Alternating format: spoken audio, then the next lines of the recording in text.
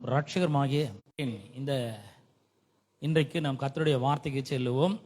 இன்றைக்கு பரிசுத்த ஆவியானவருடைய வல்லமை என்ற தலைப்பிலே நாம் போதனைகளை பார்க்க இருக்கிறோம். பரிசுத்த ஆவியானவருடைய வல்லமை, அவர் எவ்வளோ பெரிய ஒரு வல்லமையின் ஆவியானவர் என்பதை நாம் பார்க்க போகிறோம். பாருங்க, the most neglected person in this world, அதாவது இந்த உலகத்திலேயே ரொம்ப அதிகமாக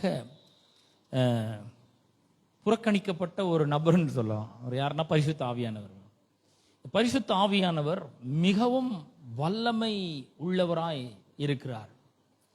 அவருடைய வல்லமைக்கு அளவே இல்லை. எனார்மஸ் பவர், மிக அதிகமான ஒரு வல்லமை பரிசுத்த ஆவியானவருக்கு இருக்கிறது. வேதாகமம் முழுக்க பரிசுத்த ஆவியானவர் நிறைந்து இருக்கிறார். ஆதியாகமம் புஸ்தகத்துல நாம பார்க்கணும், இந்த ஜலத்தின் மேல ஆவியானவர் அசைவாடி கொண்டிருந்தார்.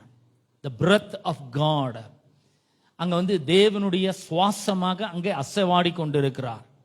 breath to the beginning, ஆரம்பத்தில் அந்த உலகம் உண்டாக்கப்படுவதற்கு ரொம்ப ரொம்ப மிக மிக முக்கியமான ஒரு நபராக பரிசுத்த ஆவியானவர் அவர் இருக்கிறார். ஆசரிப்பு கூடாரத்தை கட்டும் பொழுது யாத்திரா 31ஆம் அதிகாரத்தில் பெசலேலுக்கும் மோசேக்கும் பெசலேலுக்கும் அவனோடு கூட இருந்த மற்ற அந்த கிராஃப்ட்ஸ்மேன் நானாவிதமான வேலைகளை யூகித்து செய்வதற்கு வேண்டிய தெய்வீக ஞானத்தை அருளுகிறவராக பரிசுத்த ஆவியானவர் அவர் இருந்தார். யோசேப்புக்கு, தானியேலுக்கு போன்றவர்களுக்கெல்லாம் பார்த்தீங்கன்னா இந்த தரிசனம், கனவுகளை, சொப்பனங்களை வியாக்கியானம் பண்ணுகிறதற்கு பரிசுத்த ஆவியானவர் உதவி செய்கிறவராக இருக்கிறார். இதெல்லாம் கற்பனைக்கு எட்டாத காரியங்கள். பாருங்க, நான் சொல்றதெல்லாம் ரொம்ப ரொம்ப ஆழமாக சிந்திக்க வேண்டிய ஒரு காரியங்கள். பரிசுத்த ஆவியானவர் உதவி செய்கிறார். ஆரம்பத்தில் இந்த உலகம் சிருஷ்டிக்கப்படுவதற்கு பரிசுத்த ஆவியானவர் உதவி செய்கிறாரு. அது மட்டும் இல்ல, மோசே காலத்துல ஆசரிப்பு கூடாரத்தை கட்டுறதுக்கு பெசலேலுக்கும் அவனோடு கூட இருந்த ஆட்களுக்கும் தெய்வீக ஞானத்தை பரிசுத்த ஆவியானவர் கொடுக்கிறார். Skills to the craftsman of the tabernacle items, அதுக்கு அவர் உதவி செய்கிறவர் இருக்கிறார். ஜோசப்க்கு ட்ரீம்ஸ் இன்டர்பிரட் பண்ற ஒரு தெய்வீக ஞானத்தை கொடுக்கிறார். பார்வோனுக்கு ஒரு கனவு வருது, எவனாலுமே அந்த கனவனுடைய அர்த்தத்தை சொல்ல முடியல.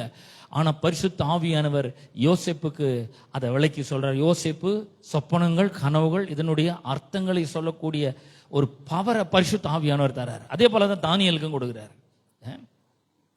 அதுக்கப்புறம் பாத்தீங்கன்னா சாலமோனுக்கு தெய்வீக ஞானத்தை கொடுக்கிறாரு. சாலமோன் 1 ராஜாக்கள் 3ஆம் அதிகாரத்தில் நம்ம வாசிக்கிறோம். சாலமோனுக்கு கர்த்தர் கனவுல தோன்றி, சொப்பனத்துல தோன்றி, உனக்கு என்ன வேணுமோ கேள் அப்படின்றாரு. அவன் சொல்றான், இவ்வளோ பெரிய ஜனங்களை நான் வழி நடத்துறதுக்கு எனக்கு ஞானம் வேணும் அப்படின்னு கேட்டோன்னே அவர் சொல்றாரு, நீ கேட்ட ஞானத்தையும் கேளாத ஐஸ்வர்யத்தை கனத்தையும் நான் உனக்கு தரேன் அப்படின்றார். பரிசுத்த ஆவியானவரால அவனை நிரப்புவதை பார்க்கிறோம். தாவீதுக்கு சங்கீதங்களை எல்லாம் பாடல்களாக எழுதி இன்றைக்கு நம்மெல்லாம் கர்த்தரை ஒன்னா சேர்ந்து துதிக்கிறதுக்கு, ஆராதிக்கிறதுக்கு அவனுக்கு பரிசுத்த ஆவியானவர் தான் அந்த தெய்வீக ஞானத்தை கொடுக்கிறார். தீர்க்கதரிசிகளுக்கு வெளிப்பாட்டின் அறிவை அவர் தான் தருகிறார். ஆதி திருச்சபைக்கு வல்லமையை தந்திருக்கிறார். ஆதி திருச்சபைனா அங்கிருந்து இப்ப வரைக்கும் நம்மளதான் அது குறிக்கிறது. திருச்சபை கண்டினியூவா வந்துட்டே இருக்க பாருங்க. அந்த ஆவியானவர் ஆதியிலே சிருஷ்டிப்பை உண்டு பண்ணின தம்முடைய வல்லமையினாலே இந்த உலகத்தை எல்லாம் சிருஷ்டித்த பரிசுத்த ஆவியானவர் பெசலேலுக்கும் அவனோடு கூட இருந்தவர்களுக்கும் நுணுக்கமான வேலைகளை யூகித்து செய்வதற்கு வேண்டிய ஞானத்தை தந்த பரிசுத்த ஆவியானவர் யோசேப்புக்கு கனவுகளையும் சொப்பனங்களையும் தரிசனங்களையும் வியாக்கியானம் செய்வதற்கு உதவி செய்த பரிசுத்த ஆவியானவர் தானியேலுக்கும் அப்படியே செய்தவர். ஞானத்தை அருளுகிற அந்த ஆவியானவர் சாலமோனுக்கு ஞானத்தை கொடுத்தவர். ஆதி திருச்சபைக்கு வல்லமை கொடுத்த அதே பரிசுத்த ஆவியானவர் இன்றைக்கு உங்களுக்குள்ளும் எனக்குள்ளும் இருக்கிறார். ஹல்லேலூயா! எவ்வளவு பேருக்கு சந்தோஷமா இருக்கு. அதே ஆவியானவர், அந்த வல்லமையின் ஆவியானவர் இன்றைக்கு நமக்குள்ளே இருக்கிறார். இந்த பரிசுத்த ஆவியானவரை நாம ஒரு நண்பனை மாதிரி கொண்டாட முடியும். அவர்கிட்ட பேச முடியும். ஒரு ஃப்ரெண்டு கிட்ட எப்படி இன்டிமேட் விஷயங்களெல்லாம் நீங்க பகிர்ந்து கொள்கிறீர்கள். ஒரு சிறந்த நண்பன், ஒரு உயிர் நண்பன் இருக்கிறார் அப்படின்னு சொன்னா அவர்கிட்ட எவ்வளோ நெருக்கமான விஷயங்கள் எல்லாம் கூட ஷேர் பண்றீங்கல்ல. ஃபாதர் மதர் கிட்ட சொல்ல முடியாத காரியங்களை கூட நண்பர்களிடத்துல சொல்றீங்க. அப்படிப்பட்ட ஒரு இன்டிமேட் ஃப்ரெண்டாக பரிசுத்த ஆவியானவரை நாம ஆக்கி கொள்ள முடியும். அப்ப இந்த பரிசுத்த ஆவியானவரோட இணைந்து நாம இந்த கிறிஸ்தவ வாழ்க்கையை வாழ வேண்டும். அப்படி வாழும்பொழுது அவருடைய வல்லமை, அவருடைய விடுதலை, அவருடைய பரிசுத்தம், அவரோடு கூட ஒரு பெரிய ஐக்கியம், இதுல நாம அவரை அறிந்து கொள்ளுகிற அறிவிலும் ஞானத்திலும் நாம வளரும் பொழுது எந்த அளவுக்கு நம்ம அதிகமா சரண்டர் பண்றோமோ, எந்த அளவுக்கு நாம அவரிடத்துல நம்மை நாமே அர்ப்பணிக்கிறோமோ, ஆவியானவரை நீர் எனக்கு உதவி செய்யுங்க, இந்த நெருக்கடி என்னை விட்டு போகணும், இதுக்கு நான் என்ன பண்ணணும், எனக்கு உதவி செய்யுங்க, ஹெல்ப் பண்ணுங்க அப்படின்னு முதல்ல நம்ம உள்ள இருக்கிற அந்த பரிசுத்த ஆவியான ஒரு இடத்துல நம்ம கேட்டு அவருக்கு நம்ம நம்மளை அர்ப்பணித்து அவரை இன்னும் ஆழமாக நம்ம புரிந்து கொண்டு அவரிடத்துல நாம் பேசி அவரோடு கூட நடந்து அவரோடு கூட ஐக்கியப்படும் பொழுது அவருடைய வல்லமை நம்ம மூலமாக வெளிப்படுகிறதை நாம நம்முடைய வாழ்க்கையில் அதிகமாக காண முடியும்.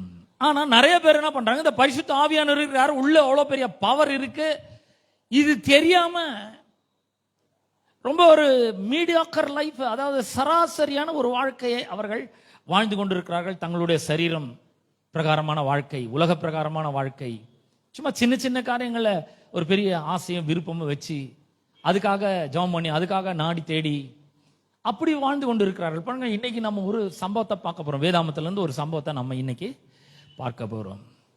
இந்த சம்பவத்துல ஒரு மனுஷன் இருக்கிறான், அவனும் கிறிஸ்தவன் தான், அவனும் ஆண்டவரை அறிந்து கொண்டவன் தான்.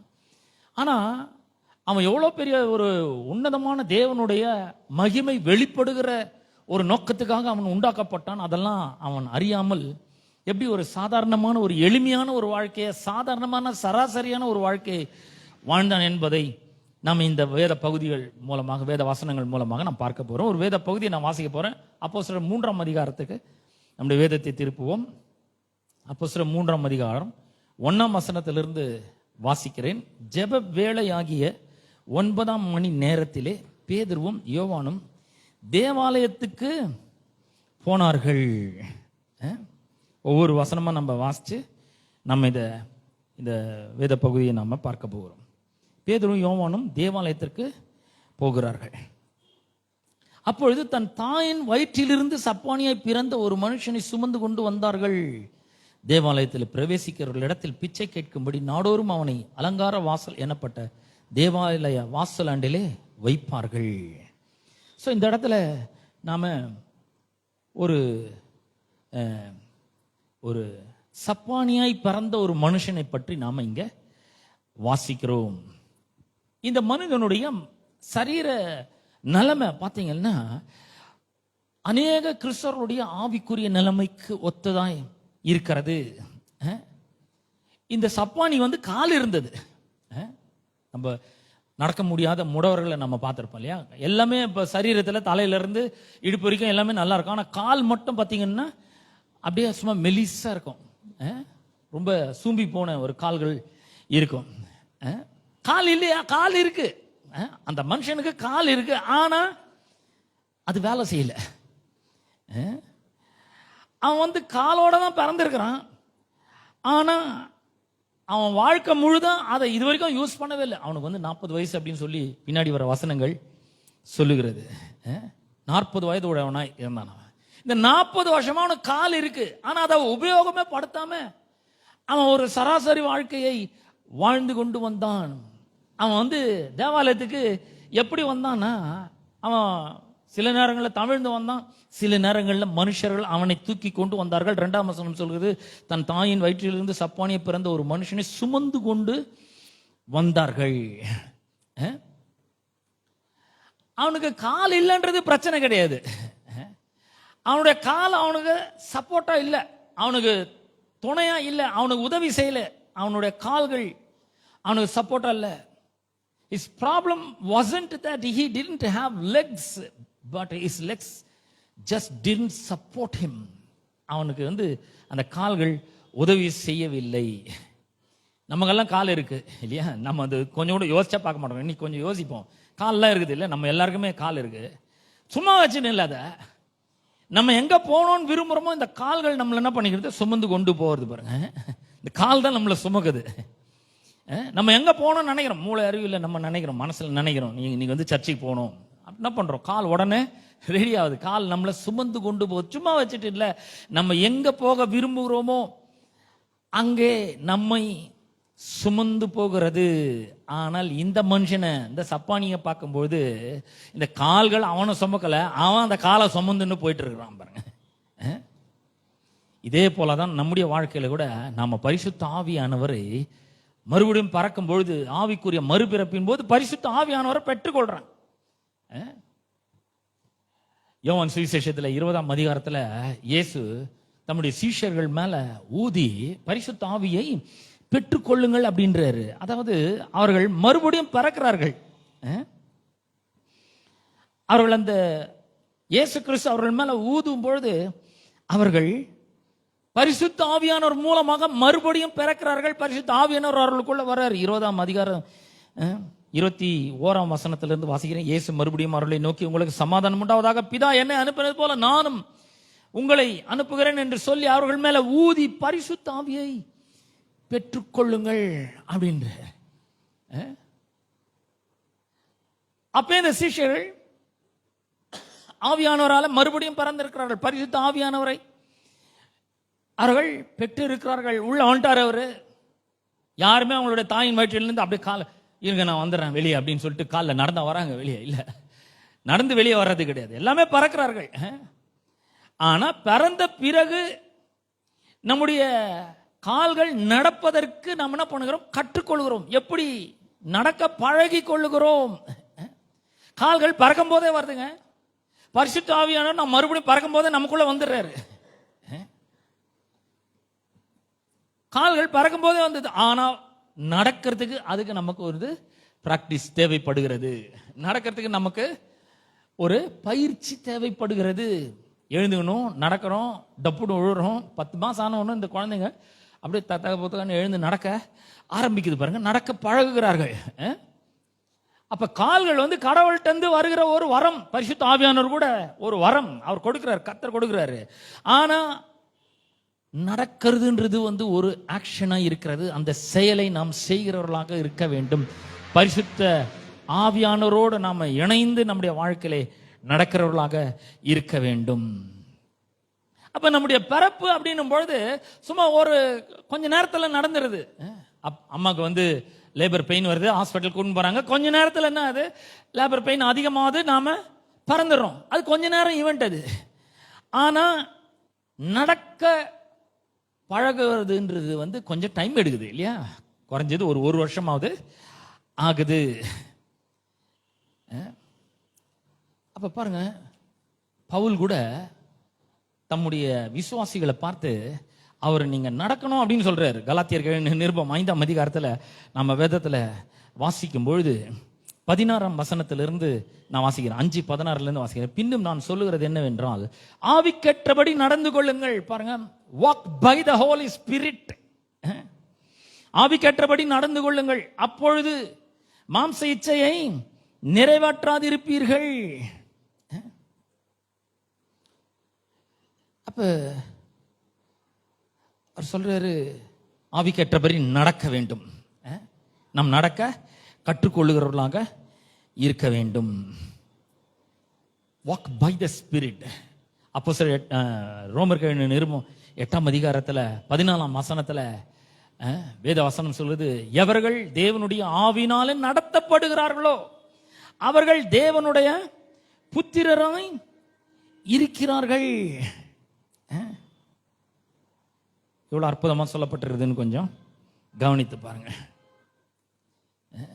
அப்ப கலாத்தியர்ல அப்போஸ்தலனாகிய பவுல் 5ஆம் அதிகாரத்துல 16ஆம் வசனத்துல அவர் இப்படியாக அவர் சொல்றார். 16ஆம் வசனத்துல இந்த வேத பகுதியினுடைய தலைப்பு எப்படி சொல்றது? Living by the spirit's power.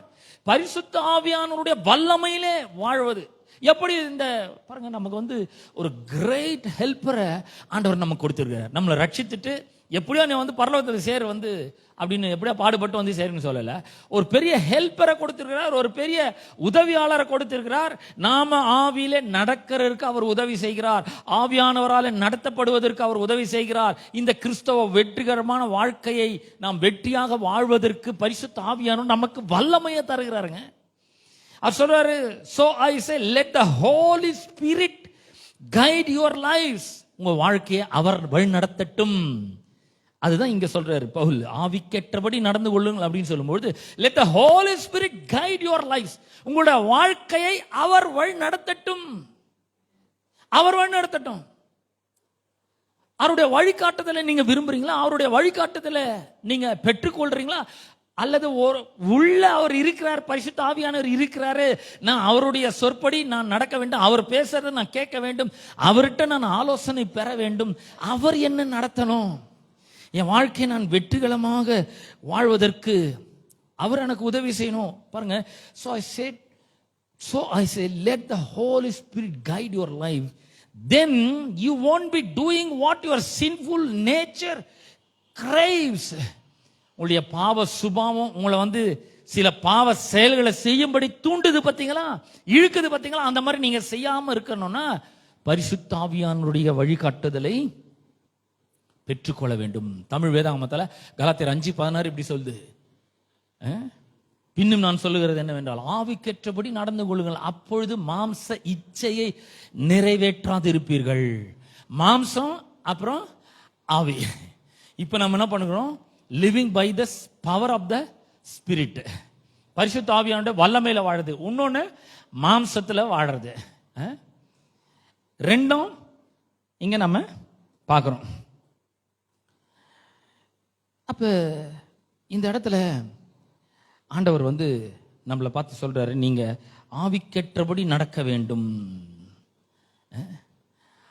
ஆவியின்படி நீங்கள் நடக்க வேண்டும் என்றவர் சொல்லுகிறார்.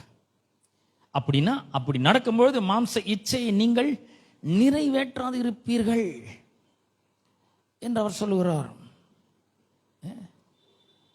அப்புறம் அவர் சொல்றாரு, மாம்சம் ஆவிக்கு விரோதமாகவும் ஆவி மாம்சத்துக்கு விரோதமாகவும் இச்சிக்கிறது, நீங்கள் செய்ய வேண்டும் என்று செய்யாதபடிக்கு இவைகள் ஒன்றுக்கொன்று விரோதமாக இருக்கிறது. ஆவியினால் நடத்தப்படுவீர்களானால் நீங்கள் நியாயப்பிரமாணத்திற்கு கீழ்ப்பட்டவர்கள் அல்ல அப்படின்றார்.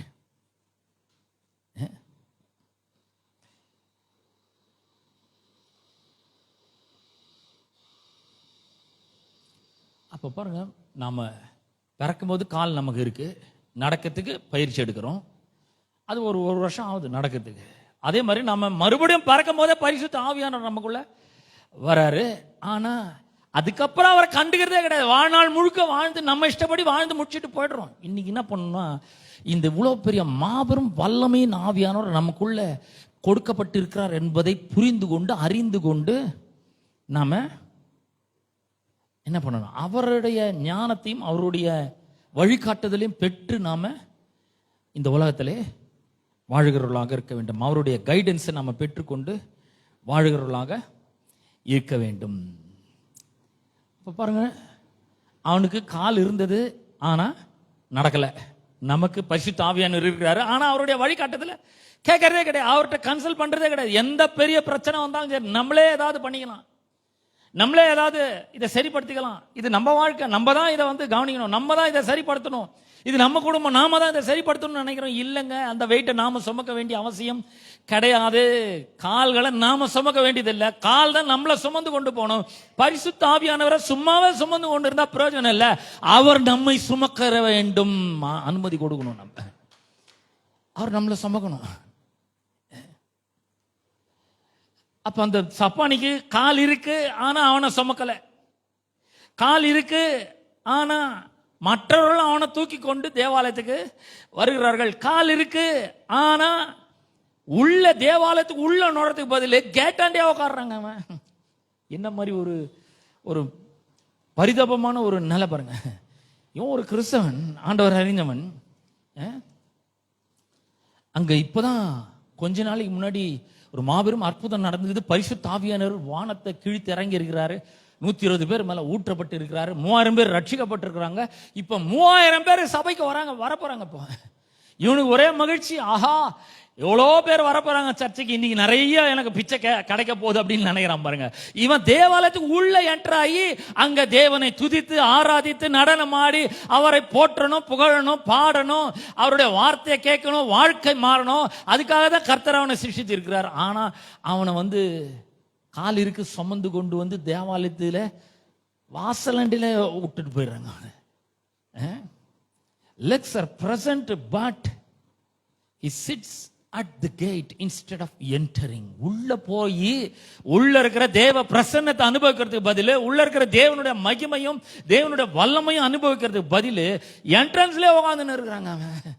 என்ன ஒரு பரிதாபமான ஒரு நிலை பாருங்க. கால் இருக்கு, ஆனா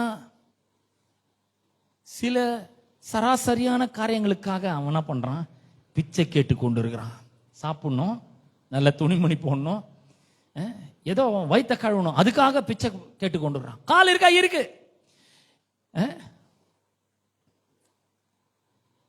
கால் இருக்கு, ஆனா எழுந்து நிக்க முடியல. அவன் தரையில தவழ்ந்து கொண்டு இருக்கிறான். இன்னைக்கு நம்மளுடைய வாழ்க்கை கூட அப்படிதான் இருக்கு பாருங்க. உள்ள இவ்வளவு மகத்துவமான ஒரு பரிசுத்த ஆவியானவர், பொக்கிஷம் அப்படின்றாரு அப்போஸ்தலனாகிய பவுல் கொரிந்தியருக்கு எழுதும்போது, பொக்கிஷத்தை மண்பாண்டங்கள்ல பெற்றிருக்கிறீர்கள். பரிசுத்த ஆவியானவர் உள்ள இருக்கிறாருங்க, ஆனா நாம என்ட்ரே ஆவது கிடையாது. இந்த பிரசன்னத்துக்கு உள்ள என்ட்ரு ஆவது கிடையாது. சர்ச்சைக்கு வரோம், ஆனா பரிசுத்த ஆவியானவர் விட்டு வெளியவே இருக்கிறோம். என்னமோ பாடுறாங்க, சரி பாடட்டும், நமக்கு தெரிஞ்சா பாடுவோம், இல்லைன்னா பேசாம இருப்போம். அந்த பிரசன்னத்துக்கு உள்ளவே வர்றதே கிடையாது, உள்ளவே என்ட்ராவது கிடையாது. மக்களோட மக்களா சேர்ந்து சபையில துதி ஆராதனையை நம்ம பண்றதே கிடையாது பாருங்க. அது மட்டும் இல்ல, நமக்குள்ள பரிசுத்த ஆவியானவர் இருக்கிறார். அவருடைய வல்லமை நம் மூலமாக வெளிப்பட வேண்டும், அவருடைய மகிமை நம் மூலமாக வெளிப்பட வேண்டும், அவர் பெரிய பெரிய அற்புதங்களை நம்ம மூலமா செய்ய வேண்டும். அது மூலமா அநேக மக்களை இந்த தேவாலயத்துக்குள்ள கொண்டு வர வேண்டும். அதுதான் அவர் வச்சிருக்கிற நோக்கம், திட்டம். இந்த பரிசுத்த ஆவியானவர் அவனை சுமக்கணும்னு உள்ள வந்திருக்கிறாரு. ஆனா இவன் பாத்தீங்கன்னா கேட்டாண்டியே உட்காந்துன்னு சும்மா சராசரி காரியங்களுக்காக அவன் பிச்சை கேட்டு கொண்டிருக்கிறான். கீழே தரையில உட்கார்ந்து கொண்டிருக்கிறான். காரணம் என்ன?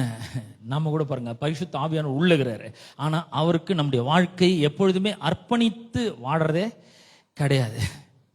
நம்ம ஒரு சரீர பிரகாரமான வாழ்ற வாழ்க்கை நமக்கு பழகி போயிடுச்சு.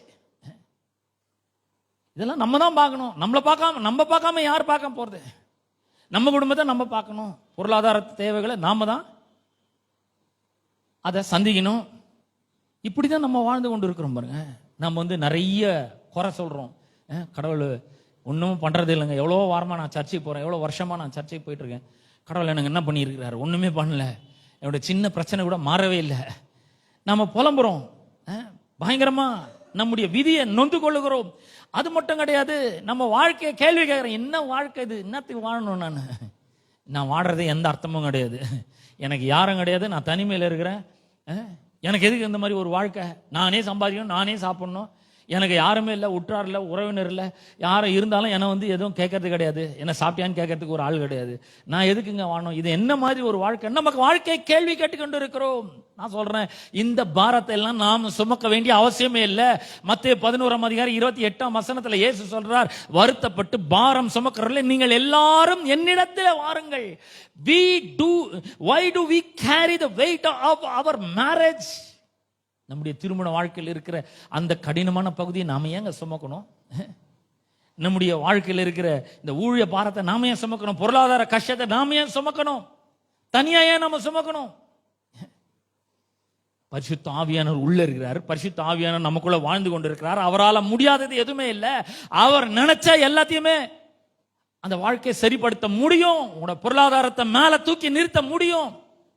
24 மணி நேரத்தில் உங்களுடைய வாழ்க்கை தலைகீழா பொருளாதாரத்தில் மாற்ற முடியும். உங்களுடைய குடும்பத்தில் சமாதானத்தை கொண்டு வர முடியும், சண்டையை அகற்ற முடியும், கவலை, கண்ணீர், கஷ்டங்கள் எல்லாவற்றையும் போக்கி நிம்மதியும் சமாதானத்தையும் சந்தோஷத்தையும் அருள முடியும். அப்பேற்பட்ட ஆவியானவர் உள்ள இருக்கிறாருங்க. வல்லமை இருக்கு, உள்ள பவர் இருக்கு, க்ளோரி இருக்கு, எனார்மஸ் பவர் இருக்கு. இந்த பரிசுத்த ஆவியானவர் உள்ள இருக்கிறாரு. ஆனா இதெல்லாம் நம்ம ரியலைஸ் பண்ணாம நம்மளோட வாழ்க்கை நம்மளே சுமந்து கொண்டு இருக்கிறோம். ஐயோ ரொம்ப கஷ்டமா இருக்குங்க வாழ்க்கை, என்னங்க பண்றது? என் வாழ்க்கையில ஒரு பெரிய விடுவு காலம் இருக்காதா? எப்பதான் விடுதலை வரப்போகுது? இந்த புருஷன் சண்டை போட்டுனே இருக்கிறாரு, மனைவி என்கிட்ட சண்டை போட்டுனே இருக்கிறாரு, என்ன பண்றதுன்னே தெரியல, என் வாழவே பிடிக்கல, எனக்கு என் வாழ்க்கை இந்த மாதிரி இருக்கிறது என் புருஷன் தான் காரணம், இந்த வாழ்க்கை இந்த மாதிரி இருக்கிறது என் மனைவி தான் காரணம்னு சொல்லி ஒருத்தர் நம்ம குற்றம் சாட்டி கொண்டு இருக்கிறோம். உள்ள பவர்ஃபுல் ஆவியானவர் இருக்கிறார். ஆவியானவர் எங்கு உண்டோ அங்க விடுதலை உண்டுங்க. பொருளாதாரத்தில் விடுதலை இருக்கிறது, சரீர சுகத்தில் விடுதலை இருக்கிறது, வெற்றி வாழ்க்கையில ஒரு பெரிய விடுதலை இருக்கிறது. உங்களுக்கு அவர் வெற்றியை கொண்டு வர முடியும், உங்களுக்கு அவர் வாழ்வை கொண்டு வர முடியும், உங்களுக்கு பொருளாதார விடுதலையை அவர் உங்களை வாழ்க்கையில கொண்டு வர முடியும், நிம்மதியை கொண்டு வர முடியும், சமாதானத்தை கொண்டு வர முடியும். நமக்குள்ள பரிசுத்த ஆவியானவர் இருக்கிறார், வாழ்ந்து கொண்டு இருக்கிறார்.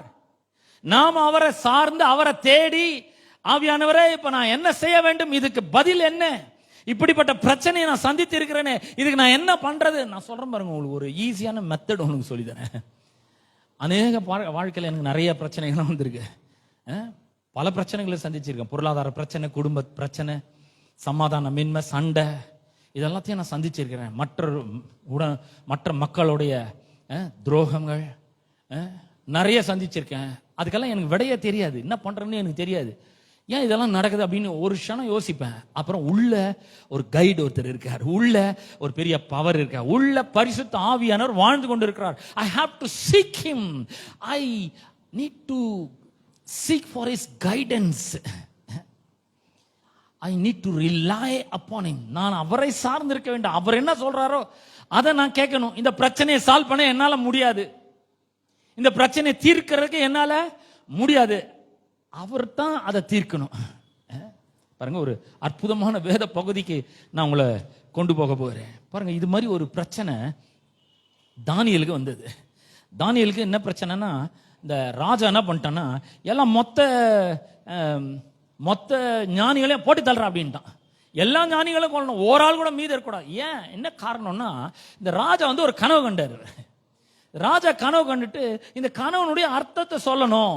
ஞானிகள் எல்லாம் கூப்பிடுனார். மொத்த ஞானிகளும் வந்தாங்க. வந்த உடனே அந்த ஞானிகளை பார்த்து சொல்றாரு, நான் ஒரு கனவு கண்டேன் நேற்று நைட்டு. நல்ல கவனிங்க, நான் நேற்று ஒரு கனவு கண்டேன், அந்த கனவனுடைய அர்த்தத்தை சொல்லணும். உடனே இந்த ஞானிகள்லாம் சொன்னாங்க, ராஜாவா அந்த கனவு என்னன்னு சொல்லுங்க, அர்த்தத்தை நான் சொல்றேன். ராஜா ரொம்ப உஷார் பாருங்க. அவர் சொல்லிட்டாரு, ஓஹோ, நான் கனவை சொன்னேன்னா நீங்க இஷ்டத்துக்கு வாயில வந்ததெல்லாம் சொல்லிடுவீங்க, அதனால கனவை நான் சொல்ல மாட்டேன். நீங்க சொல்ற அர்த்தம் கரெக்ட்ன்றது எப்படி எனக்கு வழங்கும்னா, அந்த கனவு என்னன்னு நீங்க சொல்லி அதுக்கு அர்த்தத்தை சொல்ல, அப்பதான் அதுக்கு கரெக்டான ஆன்சரு. எவனால முடியுமா இது? ராஜானுடைய தலையில தோன்றின அந்த கனவு இப்போ இந்த ஞானிகளுக்கு வர வேண்டும். இதை வந்து அவர் சொல்ற 1ஆம் அதிகாரத்தில் 10ஆம் வசனத்தை வாசிக்கிறேன். கல்தேயர் ராஜ சமூகத்தில் பிரதித்திரமாக, ராஜா கேட்கும் காரியத்தை அறிவிக்கத்தக்க மனுஷன் பூமியில ஒருத்தம் கூட கிடையாதுன்ட்டு. ஏங்க, இந்த மாதிரி எங்கேயாவது கேள்விப்பட்டுக்கிறீங்க? எவன் வந்து கனவையும் சொல்லி அர்த்தத்தையும் எப்படி சொல்ல முடியும்? எப்படிங்க இது நடக்கும்? அது முடியாது. ஆகையால் மகத்துவமும் வல்லமையுமான எந்த ராஜாவும் இப்படிப்பட்ட காரியத்தை ஒரு சாஸ்திரியின் இடத்திலாவது, ஜோசியர் இடத்திலாவது, கல்லேயர் இடத்திலாவது கேட்டதில்லை. ராஜா கேட்கிற காரியம் மிகவும் அருமையானது. மாம்சமாய் இருக்கிறவர்களோட வாசம் பண்ணாத தேவர்களை ஒழிய ராஜ சமூகத்தில் அதை அறிவிக்கத்தக்கவர் ஒருவனும் இல்லை என்றார். யாருங்க பண்ண முடியும்? மாம்சமா இருக்கிறவர்களோட வாசம் பண்ணாத தேவர்கள் இருக்கிறாங்க பாத்தீங்களா, கடவுளால தாங்க இது பண்ண முடியும்ன்றான். வேற யாரும் பண்ண முடியாது. ஏன்னா இது ரொம்ப கடினமான ஒரு காரியமா இருக்காது. இதை செய்ய முடியாது. 12ஆம் வசனம், இது நிமித்தம் ராஜா மகா கோபமும் உக்கிரமும் கொண்டு பாபிலோனில் இருக்கிற எல்லா ஞானிகளையும் கொலை செய்யும்படி கட்டளையிட்டான். ஞானிகள் எல்லாம் கொலை செய்யணும் போது தானியேலும் ஒரு ஞானி தான். சாத்ராக், மேஷாக், ஆபேத்நேகோ இவங்கெல்லாம் ஞானிகள் தான். இவங்களும் அந்த ரவுண்டுக்குள்ள வராங்க, அந்த சர்க்கிள்குள்ள வந்துடுறாங்க. எல்லாரையும் தேடினாங்க. தானியேலும் அவனுடைய தோழர்கள் எல்லாம் தேடுறாங்க. 14ஆம் வசனத்தை வாசிக்கிறேன். பாபிலோனின் ஞானிகளை கொலை செய்ய புறப்பட்ட ராஜாவினுடைய தலையாரிகளுக்கு அதிபதியாகிய ஆரியோகோட தானியேல் யோசனை புத்திமாய் பேசி, ஏன் ராஜாக்கு இந்த மாதிரி கோவம் வந்துச்சு, ஏன் இந்த மாதிரி ஒரு கட்டளையை ராஜா போட்டிருக்கிறாரு, என்ன காரணம் அப்படின்னு சொல்லி கேட்ட பொழுது அந்த ஆரியோகு தானியேலுக்கு அந்த காரியத்தெல்லாம் ஆரம்பிச்சு, இதாம்பா விஷயம், கனவும் சொல்லணும், அர்த்தத்தையும் சொல்லணும். உடனே தானியேல் ராஜாவின் இடத்துல போய் சொப்பனத்தின் அர்த்தத்தை ராஜாவுக்கு காண்பிக்கும்படி தனக்கு தவணை கொடுக்க எனக்கு கொஞ்சம் டைம் கொடுங்க, எனக்கு கொஞ்சம் டைம் கொடு. இது மகா பெரிய பிரச்சனை, உயிர் போற பிரச்சனை. தப்பா சொன்னா ஆள் காலி. ஏன்னா ராஜாக்கு தெரியும், அவன் இதுவரைக்கும் யார்கிட்டையும் சொல்லவே இல்லை. கனவையும் சொல்லணும், அர்த்தத்தையும் சொல்லணும். இது ரொம்ப கடினமான ஒரு காரியம். இது தவணை கொடுங்க அப்படின்னு சொல்லி கேட்கிறான். பின்பு தானியேல் வீட்டுக்கு போய் தானும் தன் தோழரும் பாபிலோன் மற்ற ஞானிகளோடு அழியாதபடிக்கு இந்த மறைபொருளை குறித்து பரலோகத்தின் தேவனை நோக்கி இரக்கம் கேட்கிறதற்காக அனனியா மீஷாவில் அசரேயா என்னும் தன்னுடைய தோழருக்கு இந்த காரியத்தை அறிவிக்கிறான். எல்லாரும் சேர்ந்து ஜாம் பண்றாங்க. ஜாம் பண்ணிட்டு படுத்து தூங்குறாங்க. 19ஆம் வசனம், பின்பு ராக்காலத்தில் தரிசனத்திலே தானியேலுக்கு மறைபொருள் வெளிப்படுத்தப்பட்டது. பாருங்க எவ்வளவு பெரிய ஒரு அற்புதமான ஒரு காரியம். இப்ப இவ்வளவு பெரிய பிரச்சனை, உயிர் போக போதுங்க. ஆவியானவரை நான் என்ன பண்ணட்டும்? என்னோட கூட சாத்ராக் மேஷாக் ஆபேத்நேகோ 3 பேர் இருக்காங்க. மொத்தம் நாங்க 4 பேர் இருக்கோம். நாங்களும் இங்க சாகணுமா? அடிமைகளா தான் வந்திருக்கோம். ஆனா ஒரு பெரிய பொசிஷன்ல இருக்கிறோம்.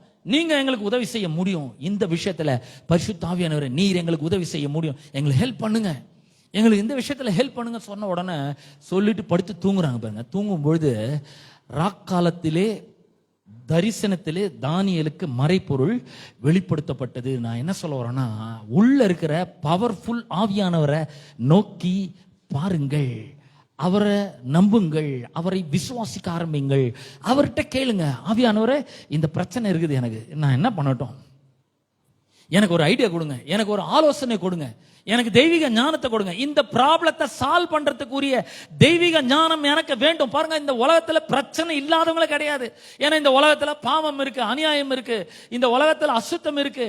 ஆகவே இந்த உலகம் பிரச்சனை நிறைந்த உலகமா தான் இருக்கும். ஆனா இந்த பிரச்சனை நிறைந்த உலகத்திலே எக்ஸ்ட்ராடினரி பவர்ஃபுல்லான ஒரு வாழ்க்கை நாம் வாழ்வதற்காக நீங்களும் நானும் அழைக்கப்பட்டிருக்கிறோம்.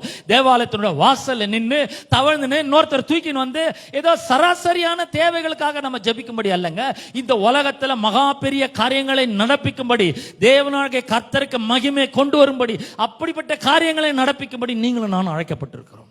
அதுக்காக தான் ரட்சிக்கப்பட்டிருக்கிறோம். அதுக்காக தான் இந்த பரிசுத்த ஆவியானவர் உள்ளே கொடுக்கப்பட்டிருக்கிறார். அதுக்காக தான் இந்த பரிசுத்த ஆவியானவர் உள்ள வந்து வாழ்ந்து கொண்டிருக்கிறார். நாம் என்ன பண்றோம்? அவருக்கு நமக்கு எந்த சம்பந்தம் கிடையாதுங்க. அவர் இருக்கட்டும் ஒரு மூலையில. இது என் வாழ்க்கை, நான் தானே வாழணும், இது என் குடும்பம், நான் தான் கஷ்டப்படணும், இது என் பிள்ளைங்க, நான் தான் இவங்களுக்கு எல்லாமே செய்யணும். இல்லைங்க, உள்ள பரிசுத்த ஆவியானவர் இருக்கிறாரு. அவர் வந்து இயற்கைக்கு அப்பாற்பட்ட விதத்தில் எக்ஸ்ட்ராடினரி ஒரு லைஃப் வாழும்படி, எவனுமே யோசிச்சு பார்க்க முடியாத அளவுக்கு வாழக்கூடிய ஒரு வாழ்க்கையை நாம் வாழும்படி தான் உள்ள பரிசுத்த ஆவியானவர் இருக்கிறார். இப்ப நம்ம என்ன பண்ணணும்னா, தானியேல் மாதிரியே நாமலாம் கேட்கணும், ஆவியானவரே இப்ப இந்த பிரச்சனை இருக்கு, இந்த பணம் கட்டணும், எனக்கு இவ்வளவு பணம் தேவைப்படுது, இந்த மாசத்தை ரன் பண்றது இவ்வளவு பணம் தேவைப்படுது, எனக்கு இப்படிப்பட்ட பிரச்சனைகள் இருக்கு, குடும்ப பிரச்சனை இருக்கு, புருஷன் இந்த மாதிரி பேசுறாரு, கண்ணன் பேசுறாரு, மனைவி இந்த மாதிரி ஏடா கூடமா பேசுறாங்க, நான் என்ன பண்ணிட்டேன் ஆண்டவரே, எனக்கு உதவி செய்யுங்க, ஹெல்ப் பண்ணுங்க, எனக்கு ஹெல்ப் பண்ணுங்க, இந்த பிரச்சனையில இருந்து நான் வெளியே வரணும், இந்த ப்ராப்ளத்தை நான் சால்வ் பண்ணணும், அதுக்கு தெய்வீக ஞானம் வேண்டும், அறிவாற்றல் வேண்டும் அப்படின்னு சொல்லிட்டு நீங்க படுக்கும் பொழுது டக்குன்னு பரிசுத்த ஆவியானவர் என்ன பண்றாருன்னா அந்த சொல்யூஷனை கொடுக்குறாருங்க. நான் நிறைய முறை அந்த மாதிரி அந்த சொல்யூஷனை பெற்றிருக்கிறேன் வாழ்க்கையில, பல முறை அந்த சொல்யூஷனை பெற்றிருக்கிறேன். இங்க பாத்தீங்கன்னா, பின்பு ராக்காலத்தில் தானியேலுக்கு மறைபொருள் வெளிப்பட்டது. அப்பொழுது தானியேல் பரலோகத்தின் தேவனை ஸ்தோத்தரித்தான். பின்பு தானியேல் சொன்னது, தேவனுடைய நாமத்துக்கு என்றென்றைக்கும் உள்ள சதா காலங்களிலும் ஸ்தோத்திரம் உண்டாவதாக, ஞானமும் வல்லமையும் அவருக்கே உரியது, அவர் காலங்களையும் சமயங்களையும் மாற்றுகிறவர். நான் சொல்றேன், உங்க காலங்களை அவர் மாற்றுகிறார், அவர் ஏழ்மையான காலங்களை மாற்றுகிறார், வியாதிப்பட்ட காலங்களை மாற்றுகிறார், தரித்திரமான சூழ்நிலைகளை அவர் மாற்றுகிறார். அவர் காலங்களையும் வேற என்னத்தை மாற்றுறாரு, சூழ்நிலைகளையும் சமயங்களையும் அவர் மாற்றுகிறவராயிருக்கிறார். எல்லாத்தையும் அவர் சேஞ்ச் பண்றாரு.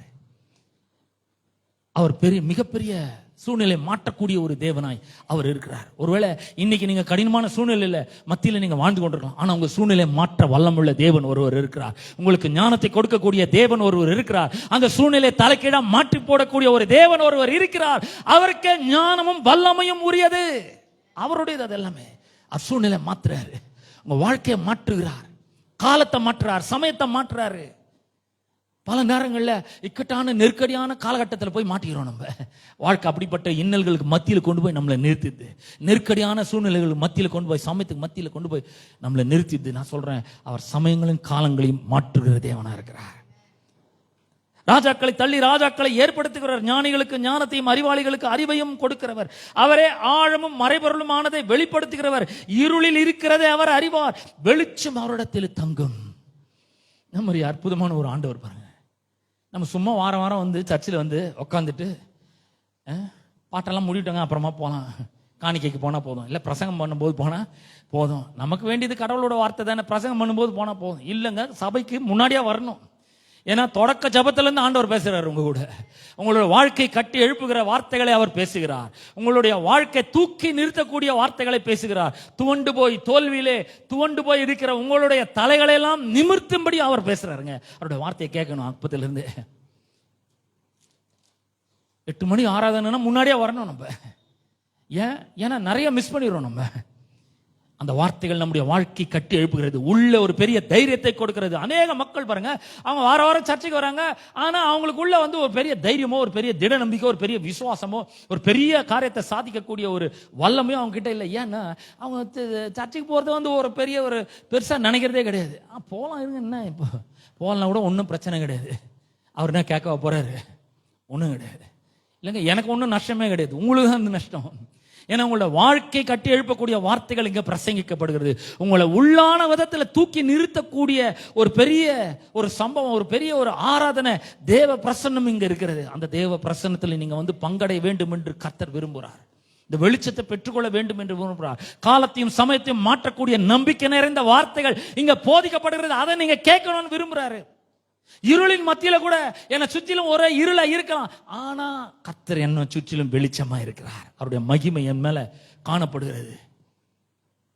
அவருடைய வெளிச்சம் என் மேல உதிச்சிருக்குது.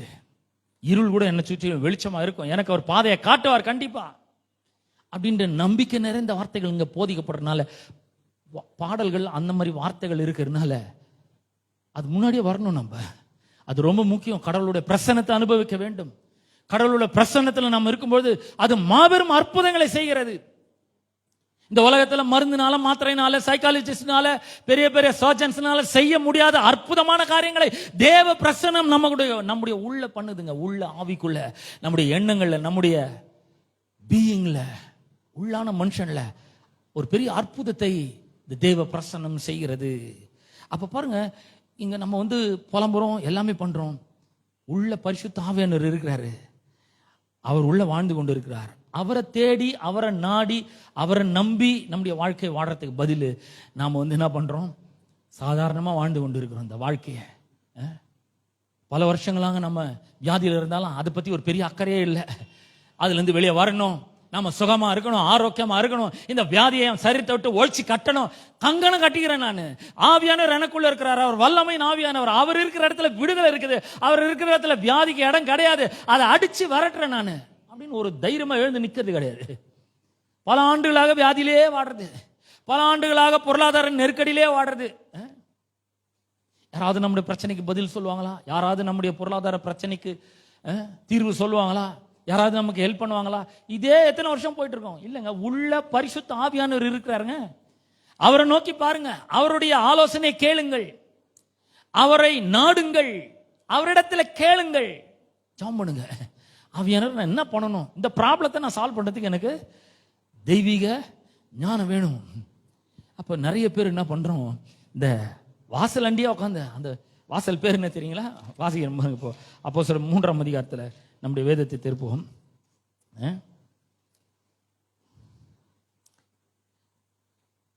2ஆம் வசனம்.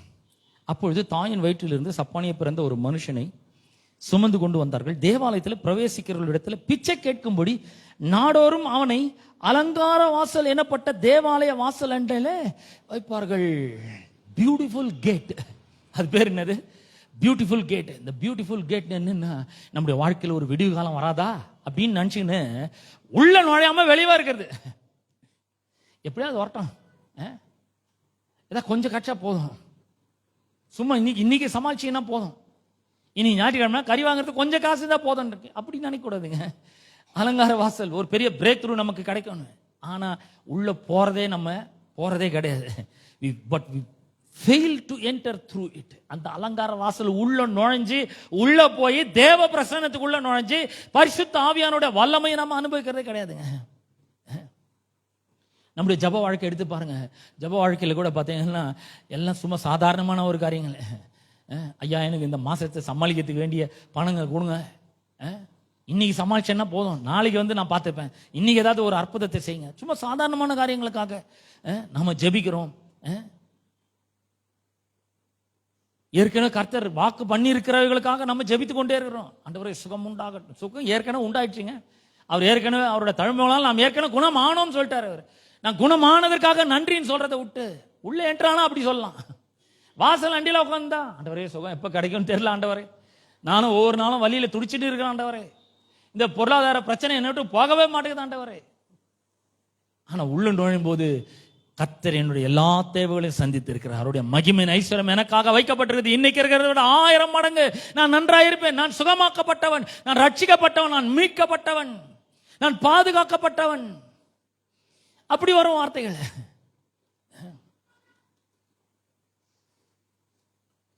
அநேகருடைய ஆவிக்குரிய வாழ்க்கை சுய திருப்தி உடையவர்களாக இருக்கிறாங்க பாருங்க. கர்த்தருடைய ஆவியானவரால் நடத்தப்படுவதை விட்டுட்டு, கர்த்தருடைய வார்த்தையின் மேல நிக்கிறதை விட்டுட்டு, கிறிஸ்து கல்வாரி சிலுவையிலே நமக்காக செய்து முடித்த அந்த காரியங்கள் மேல நிக்கிறதை விட்டுட்டு நம்ம அலங்கார வாசல் அண்டியிலே நின்று கொண்டிருக்கிறோம். அவங்க ஆவிக்குரிய கனிகளை கொடுத்தாலும் ரொம்ப குறைவாக தான் கொடுக்குறாங்க. ஏன்னா அவங்க வாழ்க்கையில் ரொம்ப பிஸியாக இருக்கிறாங்க. வேலைக்கு போகிறதுன்னா வர்றதுன்னா இந்த வேலை இருக்குது, அந்த வேலை இருக்குதுங்க, சர்ச்சுக்கு கூட வர முடியலைங்க, என்னால் 2 வாரமாக சர்ச்சுக்கு கூட வர முடியலைங்க. சார் சொல்கிறாங்க எனக்கு அந்த வேலை இருக்குங்க, ஊருக்கு போக வேண்டிய வேலை இருந்துச்சுங்க, சர்ச்சுக்கு போகிறது சும்மா ஒரு ஃப்ரீயாக தான் போகலான்ற மாதிரி இல்லைங்க. உங்கள் வாழ்க்கை முழு வாழ்க்கையும் பிரமாதமாக வாடுறதுக்கு தான் இங்கே வரணும். இந்த வாழ்க்கை வெற்றிகரமாக வாடுறதுக்காக தான் இங்கே வரணும். இங்கே வரும்பொழுது கடவுள் எவ்வளோ நல்லவர், அவர் எவ்வளோ வல்லவர், அவர் எப்படி உங்களுக்கு உதவி செய்ய வல்லவராக இருக்கிறார், அவர் எப்படி உங்களுக்காக எவ்வளோ காரியங்களை, எவ்வளோ ஆசீர்வாதங்களை சம்பாதித்து வைத்திருக்கிறார் என்பது இங்கு பிரசங்கிக்கப்படுகிறது. இங்கே வரும்பொழுது தான் அது உங்களுக்கு தெரியும். இங்கே வரலன்னா சின்ன பிரச்சனை கூட நம்ம யாரையாவது எதிர்பார்த்துட்டு கொண்டு இருப்போம். அப்ப ஆவிக்குரிய கனிகளை கொடுக்கறது ரொம்ப கடினமாகிவிடும். வாழ்க்கையில் பல காரியங்களை நம்முடைய கவனத்தை சிதறடிக்கிறது. ஆவியானவரை நாடுறதுக்கு பதில் வேற ஒன்னாத்தையோ ஒன்று நாடி தேடிட்டு இருக்கோம்.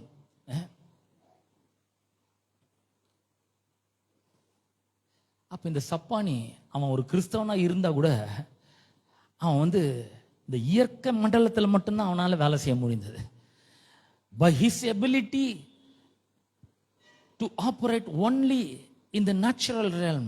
இந்த சப்பானி இருக்கானே இந்த இயற்கை மண்டலத்தில் மட்டும்தான் அவன் கிரியை செய்ய முடிஞ்சது. இந்த இயற்கை மண்டலத்தில் என்ன கிடைக்குதோ அதை வச்சு அவன் வாழ ஆரம்பிக்கிறான். இயற்கைக்கு அப்பாற்பட்டது வாழ்க்கையில ரொம்ப சொற்பமாக தான் நடக்குது. அவனுடைய சாதனைகள்னு எடுத்துக்கினா அவனுடைய ஓன் எஃபர்ட் தான், அவனுடைய சுய முயற்சினால அவன் பெரிய இன்னைக்கு பரவாயில்லைங்க 3000 பேர் திடீர்னு ரட்சிக்கப்பட்டாங்க, வந்தவங்க எல்லாமே எனக்கு பிச்சை போட்டாங்க, டெய்லி 50 ரூபாய் தான் கலெக்ஷன் கிடைக்கும், இன்னைக்கு 500 ரூபாய் கிடைச்சிருக்குது. இந்த அச்சீவ்மெண்ட் எல்லாம் பார்த்தீங்கன்னா அவனுடைய ஓன் எஃபர்ட். அப்ப இந்த மாதிரி சப்பானி இருக்கிறேன் பாருங்க, இந்த மாதிரி கிறிஸ்தவர்கள் இருக்காங்கல்ல, அவர்கள் பரிசுத்த ஆவியானவர் மறுதளிக்கிறது கிடையாது. ஆனா அவர்களுக்குள்ள அவர் பரிசுத்த ஆவியானவர் வாழ்ந்து கொண்டிருப்பார். ஆனா இந்த கிறிஸ்தவர்கள் என்ன பண்றது இல்ல, அவரை சார்ந்து கொள்றது இல்ல, அவரை நம்பி வாடுறது கிடையாது, அவருடைய வழிகாட்டுதலை அவர்கள் பெற்றுக்கொள்றது கிடையாது. ஆகவே ரிசல்ட் ரொம்ப மினிமமா தான் இருக்குது, விளைவுகள் கொஞ்சமா தான் இருக்குது. ஏதோ அங்கங்க ஒரு சில அற்புதங்கள் நடக்குது, பெருசா எதுவும் நடக்கிறதே கிடையாது.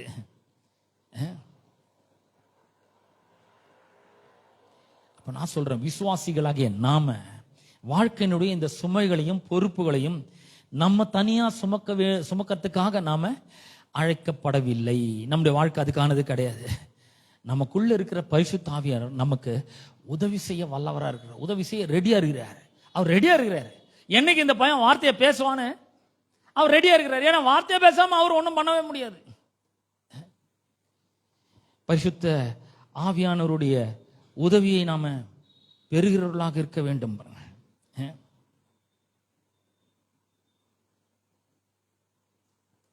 அவரிடத்துல நம்முடைய வாழ்க்கை நாம் அர்ப்பணித்தவர்களாக நாம் வாழ வேண்டும். ஆங்கில வேதாகம் சொல்லுது, each day he was put beside the temple gate, the one called the beautiful gate, so he could beg from the people going into the temple. ஆலயத்துக்கு உள்ள போறவங்க கிட்ட பிச்சை கேட்கறதுக்காக அவன் அப்படி இருக்கிறான். அப்ப நம்ம மாம்சத்துல நடக்கும் பொழுது நம்முடைய சரீர முயற்சி அற்ப பிரயோஜனம் சொல்லி இருக்கு பாருங்க. இந்த சரீர முயற்சிகளை பண்ணும் பொழுது நாம ரொம்ப கஷ்டங்களை நாம் அனுபவிக்க போகிறோம். இல்லை, வாழ்க்கையினுடைய கஷ்டங்களையும் நஷ்டங்களையும் அனுபவிக்கிறதுக்காக நாம அழைக்கப்படல. பரிசுத்த ஆவியானவரை நம்பி சார்ந்து கொண்டு அவருடைய வழிகாட்டுதலின்படி வாழ்ந்து சக்சஸ்ஃபுல் கிறிஸ்டியன் லைஃபை நம்ம வாழும்படி உண்டாக்கப்பட்டுறோம். அவரிடத்துல கேளுங்க. அவர் உங்களுக்கு தூக்கத்தில் கூட அவர் உங்களுக்கு உதவி செய்ய முடியும். அநேக பிரச்சனைகளுக்கு நான் பாருங்க, நைட் படுக்கும்போது ஜாம் பண்ணிட்டு படுப்பேன். காலையில் எழுந்தோம்னா எனக்கு ஒரு ஃப்ரெஷ் அனாயிண்டிங் இருக்கும். ஃப்ரெஷ்ஷாக என்னுடைய ஸ்பிரிட்ல அந்த பதில் இருக்கும். இப்படி செய்யலான்றது எனக்கு தெரியும் நல்லா. இது ஆவியானவர் கொடுத்துருக்கிறார் இந்த ஐடியாவை. நிறைய வாழ்க்கை பிரச்சனைகளை நான் அந்த மாதிரி சரி செய்திருக்கேன், ப்ராப்ளங்களை சால்வ் பண்ணியிருக்கேன் நான். நம்ம மாம்சத்திலேயே வாழ்ந்தாக்கா நம்ம ஓடி இளைப்படைஞ்சிருவோம். மாம்சத்திலேயே வாழ்ந்தா சோர்ந்து போயிடுவோம். மாம்சத்திலே வாழ்ந்தா கசப்பு இருக்கும், உள்ள கவலை இருக்கும். நம்முடைய வாழ்க்கையை அது சீரழிக்கிறதா இருக்கும். பரிசுத்த ஆவியானவரோடு இசைந்து இணைந்து அவருடைய வழிகாட்டுதலின்படி நாம வாழல அப்படின்னு சொன்னா வாழ்க்கை முழுக்க ஒரு கடினமான ஒரு பாரத்தை சுமக்க வேண்டியவர்களாயிடுவோம். ஆனா இயேசு சொல்ற, வருத்தப்பட்டு பாரம் சுமக்கிற நீ என்கிட்ட வா, நான் உனக்கு இளைப்பாறுதல், நான் உனக்கு ரெஸ்ட் தருவேன். பாருங்க, இந்த மனிதன் 4ஆம் வசனத்தை வாசிக்க, பேதுருவும் யோவானும் 3ஆம் வசனம், தேவாலயத்தில் பிரவேசிக்க போகிற பேதுருவும் யோவானையும் அவன் கண்டு பிச்சை கேட்டான். பேதுருவும் யோவானும் அவனை உற்று பார்த்து, எங்களை நோக்கி பார் என்றார்கள். அவன் அவர்களிடத்தில் ஏதாவது கிடைக்கும் என்று எண்ணி அவர்களை நோக்கி பார்த்தான். அப்பொழுது பேதுரு, வெள்ளியும் பொன்னும் என்னிடத்தில் இல்லை, என்னிடத்தில் உள்ளதை உனக்கு தருகிறேன். நசரேயனாகிய இயேசு கிறிஸ்துவின் நாமத்தினாலே நீ எழுந்து நட என்று சொல்லி வலது கையினால் அவனை பிடித்து தூக்கிவிட்டான். உடனே அவனுடைய கால்களும் கரடுகளும் பலன் கொண்டது. அவன் குதித்து எழுந்து நின்று நடந்தான். நடந்து குதித்து தேவனை துதித்து கொண்டு அவர்களுடனே கூட தேவாலயத்துக்குள் பிரவேசித்தான். எவ்வளவு பெரிய ஒரு அற்புதம் நடந்து பாருங்க. அவன் குதித்து எழுந்து நின்று நடந்து தேவனை குதித்து துதித்து அப்படிப்பட்ட ஒரு வாழ்க்கை வாழக்கூடியவன். அவன் அதுக்கு பதிலாக அங்க தேவாலயத்தினுடைய வாசல்ல உட்கார்ந்து கொண்டிருந்தான். உண்மையில அவனுக்கு என்ன வேணும்? பணம் இல்லை, அவனுக்கு சுகம் வேணும்.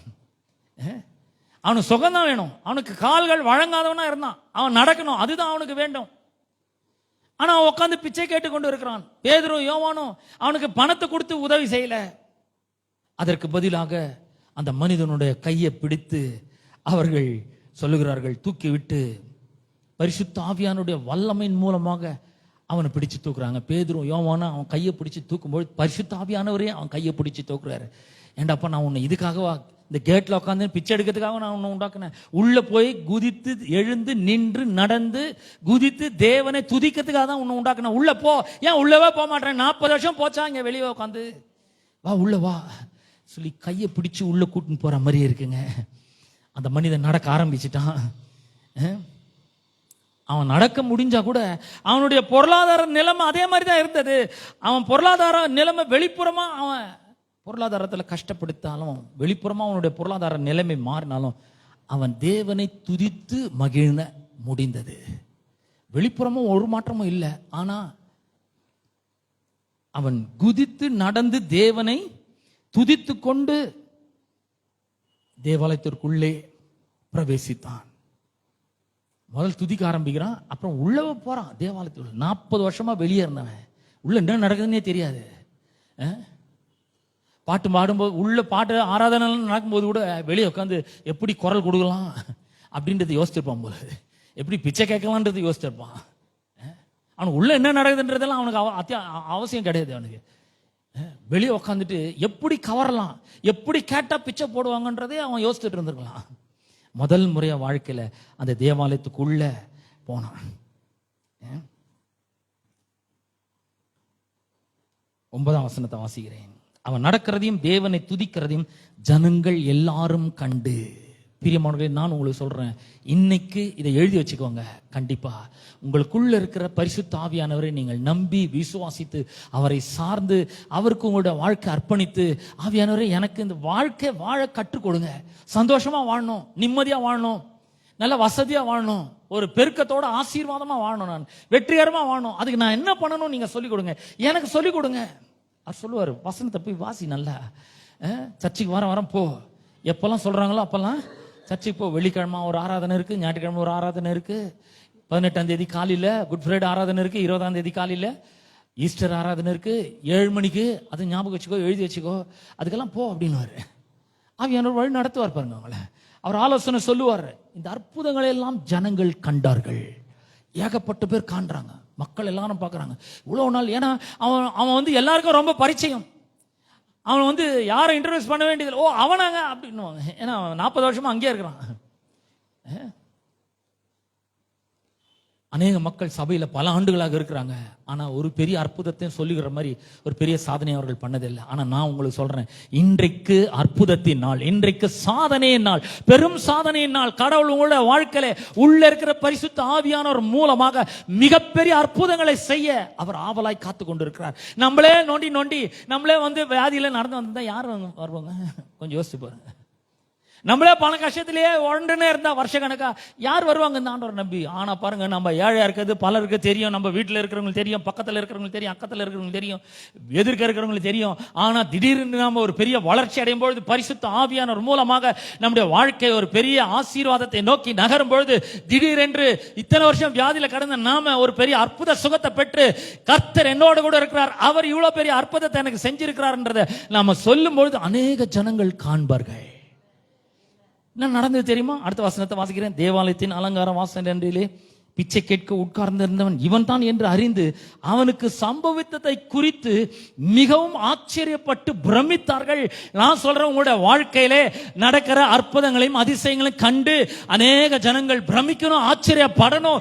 எப்படி இவனுக்கு இந்த வேலை கிடைச்சது? இவ்வளோ பேருக்கு வேலை கிடைக்கல, ஆனா இவனுக்கு வேலை கிடைச்சிருக்கு. இவனுக்கு எப்படி இது கிடைச்சது? இவனுக்கு எப்படி இப்படிப்பட்ட ஒரு வாழ்வு வந்தது? இவனுக்கு எப்படி இப்படிப்பட்ட ஒரு ஆசீர்வாதம் வந்தது? இவனுக்கு எப்படி இப்படிப்பட்ட ஒரு அற்புத சுகம் கிடைச்சதுன்னு சொல்லி ஜனங்கள் கண்டு பிரமிக்க வேண்டுங்க. அப்படிப்பட்ட ஒரு அற்புதத்தை நம்ம வாழ்க்கையில பெறணும். அப்பதான் ஜனங்கள் உள்ள வருவாங்க, அப்பதான் உங்களை நாடி தேடி வருவாங்க, அப்பதான் தேவாலயத்துக்குள்ள வருவாங்க. அவன் யாரும் தெரியும், இவ்வளவு வருஷமா தேவாலயத்தில் பிச்சை எடுத்து ஓடுங்க அறிந்திருந்தாங்க. ஆனா அவனுக்கு சம்பவத்தை கண்டு எல்லா ஜனங்களும் பிரமிக்கிறாங்க, ஆச்சரியப்படுகிறார்கள். இவரு சாதாரண ஒரு வேலை தானே செஞ்சாரு, சென்ட்ரிங் வேலை தான் செஞ்சார், கூலி வேலை தான் செஞ்சிருந்தார், வீட்டு வேலை தான் செஞ்சிருந்தாங்க இந்த அம்மா. ஆனா இவ்வளவு பெரிய அற்புதம் நடந்துக்குதே. கடவுள் உங்க வாழ்க்கையில இவ்வளவு பெரிய ஒரு பொருளாதார உயர்வை கொடுத்துருக்காரு, உங்க வாழ்க்கை நீங்க நல்லா இருக்கே, இவங்க ரொம்ப பிரமாதமா இருக்காங்களே, பிரமிக்கணும், கண்டு ஆச்சரியப்படணும். சும்மா வாரம் சும்மா 1 மணி நேரம் 2 மணி நேரம் வந்து போறது பெருசு இல்லை. வாழ்க்கையில நம்முடைய வாழ்க்கையில சம்பவிக்கிற அற்புதங்களை கண்டு ஜனங்கள் பிரமிக்க வேண்டும், ஆச்சரியப்பட வேண்டும். உங்க வாழ்க்கையில அந்த மாதிரி ஏதாவது நடந்திருக்கா? நடக்கணும். இன்னைக்கு எழுதி வச்சுக்கோங்க, கண்டிப்பா நடக்கும். இது நான் இன்னைக்கு சொல்றேன், கண்டிப்பா இந்த அற்புதம் நடக்கும். ஜனங்கள் உங்களோட வாழ்க்கையை சம்பவிக்கிற காரியங்களை கண்டு பிரமிப்பார்கள், ஆச்சரியப்படுவார்கள். ஆச்சரியப்பட்டோன்னு என்ன நடக்குது? பிரமித்தார்கள். 11ஆம் வசனம். குணமாக்கப்பட்ட சப்பானி பேதுருவும் யோவானையும் பற்றி கொண்டிருக்கள். ஜனங்கள் எல்லாரும் பிரமித்து சாலமோன் மண்டபம் எனப்பட்ட மண்டபத்தில் அவர்களிடத்தில் ஓடி வந்தார்கள். நான் சொல்றேன், வரும் நாட்களிலே உங்கள் வாழ்க்கையில நடக்கிற அற்புதங்களையும் அதிசயங்களையும் பரிசுத்த ஆவியானவர் நடப்பிக்கிற பெரிய பெரிய ஆசீர்வாதங்களை கண்டு ஜனங்கள் இந்த தேவாலயத்துக்குள்ள ஓடி வரணுங்க. அப்படிப்பட்ட ஒரு நாள் வெகு தூரத்தில் இல்லை. நான் சவாலா சொல்றேன், உங்க வாழ்க்கையில பெரிய பெரிய அற்புதங்கள் நிச்சயமா நடக்கும். நம்புங்க, விசுவாசிங்க. ஜனங்கள் கண்டு ஆச்சரியப்பட்டு பிரமிக்கிற அளவுக்கு காரியங்கள் நடக்கணும். மனசுல வச்சுக்கோங்க, இதை நடக்கணுங்க. என் வாழ்க்கையில் நடக்கணும், உங்க வாழ்க்கையில் நடக்கணும், அற்புதம் நடக்கணும், பிரமிக்கணும், ஜனங்க ஆச்சரியப்படணும், ஓடி வரணும். எப்பா இவங்க போற சபைக்கு நானும் போயிடுறேன், அப்படி ஓடி வரணும் பாருங்க ஜனங்க. அது நடந்தாதான் ஓடி வருவாங்க, இல்லைன்னா ஒருத்தர் கூட திரும்பி பார்க்க மாட்டாங்க. எல்லாரும் ஓடி வந்தார்கள். அப்ப the miracle led many spectators to put their faith in Christ. அநேகர் கிறிஸ்துவண்டை விசுவாசத்தை வைத்தார்கள். இந்த சம்பவத்தை கண்ட நிறைய பேர் கிறிஸ்துவண்டை வழி நடத்தினார்கள். பாருங்க, நம்முடைய ஜப வாழ்க்கையை மாறணுங்க. ஜப வாழ்க்கையை மாறணும். பரிசுத்த ஆவியானோடு இணைந்த ஒரு வாழ்க்கையை நம்ம வாழ்கிறவர்களாக இருக்க வேண்டும். அவரோட தனிப்பட்ட ஒரு நேரத்தை நம்ம செலவிடணும். நிறைய பேர் பாருங்க ரொம்ப பிஸி வாழ்க்கையில, என்னென்னமோ நேரத்தை கொடுத்து ஆவியானவர்கிட்ட பேசுறதுக்கே நேரத்தை கொடுக்குறதே கிடையாது. அவர் இருக்கட்டும், எனக்கு நிறைய வேலை இருக்கு, இப்போ தான் வேலை முடிச்சுட்டு வந்தேன், ரொம்ப டயர்டா இருக்கு, கொஞ்ச நேரம் நான் ரிலாக்ஸ் பண்ணணும், கொஞ்ச நேரம் வந்து என் மூடை சரி பண்ணணும், கொஞ்சம் நான் ரிலாக்ஸ் பண்ணணும். ஆவியானவருக்கு நேரத்தை கொடுக்கறதே கிடையாது. கொடுத்த வாழ்க்கை எங்கேயோ போயிடுங்க, கொஞ்ச நாளுக்குள்ள வாழ்க்கை எங்கேயோ போயிடும். நான் உங்களுக்கு சவாலா சொல்றேன், அவரோடு இணைந்து வாழ வேண்டும், அவர் சொல்றதை கேட்க வேண்டும், அவர் நம்முடைய ஆவியில கொடுக்கிற வார்த்தைகளை நாம் ரிசீவ் பண்ணணும், அவரோட தனிப்பட்ட உறவில் நாம இருக்க வேண்டும். பாருங்க, நாம ஜபமே நம்மளது மாறணும். முதலாவது ஜபமே மாறணும். லூக்கா சுவிசேஷத்துல ஒரு வசனத்தை மட்டும் வாசிச்சு நான் முடிக்க போறேன். லூக்கா 15ஆம் அதிகாரம் 12ஆம் வசனத்துல இந்த இளைய மகனுடைய ஜபம் பாருங்க எப்படி இது. அவர்களில் இளையவன் தகப்பனை நோக்கி, தகப்பனே, ஆஸ்தியில் எனக்கு வரும் பங்கை எனக்கு தர வேண்டும் என்றான். The youngest son demanded, give me what is mine. என் பங்க எனக்கு தரணும். And that led him away from the father. கேட்டதை பெற்றுனா, ஆனா தகப்பனை விட்டு வெகு தூரம் போக ஆரம்பிச்சுட்டான். நம்ம கூட இன்னைக்கு ஆண்டவர்கிட்ட வந்து என்னென்னமோ தேவையில்லாதெல்லாம் கேட்டுன்னு இருக்கோம். ஆண்டவரே எனக்கு ஒரு நல்ல வேலையை கொடுங்க, ஆண்டவரே எனக்கு ஒரு நல்ல வருமானத்தை கொடுங்க, ஆண்டவரே எனக்கு இதை கொடுங்க அதை கொடுங்க, தேவையில்லாதெல்லாம் கேட்டுன்னு இருக்கோம். ஆனா தேவையானது ஒன்னே ஒண்ணுதான். இயேசு சொல்றாரு, மார்த்தாளே மார்த்தாளே, நீ அநேக காரியங்களுக்கு கொடுத்து கவலைப்பட்டு கலங்கி கொடுற, தேவையானது ஒண்ணுதான். The relationship between you and the Holy Spirit, a quiet time, a separate place. The God Spirit can talk to your spirit directly. Let him fill his presence. Fill your heart with his presence. உங்க இருதயத்தை அவருடைய பிரசன்னத்தினால் நிரப்புறதுக்கு தனிமையான ஒரு இடம் வேணுங்க. நீங்களும் ஆவியானவர் மட்டும் இருக்கிற ஒரு இடம் வேணும், தனிமையான ஒரு இடம், ஐசோலேட்டட் பிளேஸ். வெகு தூரம் போயிட்டான்.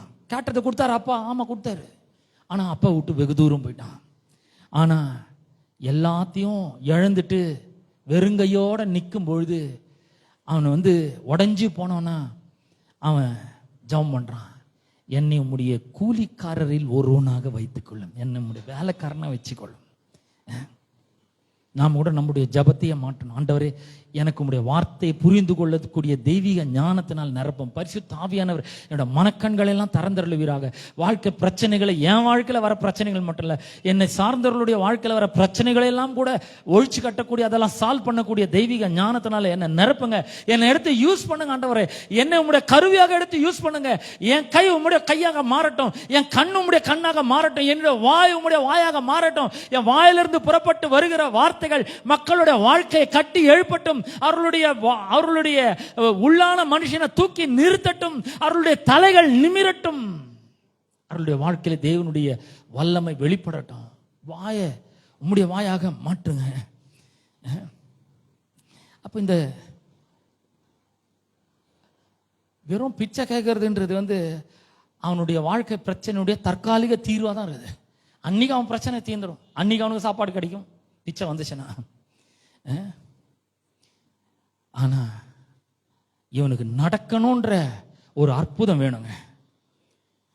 அவனுக்கு பணம் வேணும்ன்ற அற்புதம் இல்லை, நடக்கணும்ன்ற அற்புதம் வேணும் அவனுக்கு.